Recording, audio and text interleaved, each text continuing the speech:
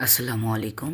আমরা অনেকেই আমাদের ইউটিউব চ্যানেলের লোগো কীভাবে নতুন একটা লোগো দেওয়া থাকলে আবার আমরা নতুন একটা যখন লোগো দিতে চাই সেটা কিভাবে দেব আমি আজকে এই ভিডিওতে আপনাদের দেখিয়ে দেব। আর যদি আপনারা কেউ যদি লোগো বানাতে না পারেন তাহলে আমার এই চ্যানেলে লোগো বানানোর ভিডিও আছে, অবশ্যই আপনারা দেখে আসবেন। চলেন তাহলে শুরু করা যাক আজকের ভিডিও, কিভাবে আমরা ইউটিউবে লোগো বা আমাদের চ্যানেলের লোগো পাল্টাবো। প্রথমে আপনারা আপনাদের চ্যানেলে ঢুকবেন, তারপরে আপনাদের যেখানে যাবেন এই যে আপনাদের চ্যানেলের ভিতরে ঢুকবেন।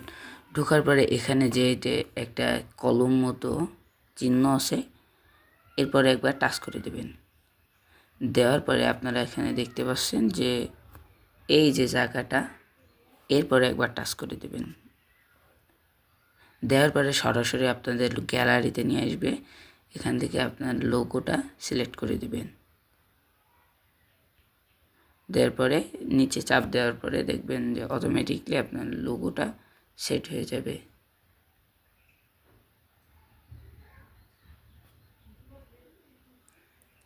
যে দেখতে পাচ্ছেন এখানে কিন্তু আমার লোগোটা সেট হয়ে গেছে। এই যে এখানে দেখেন আগে কিন্তু একটা মানুষের ছবি দেওয়া ছিল, এখন কিন্তু আমার লোগো চলে এসেছে।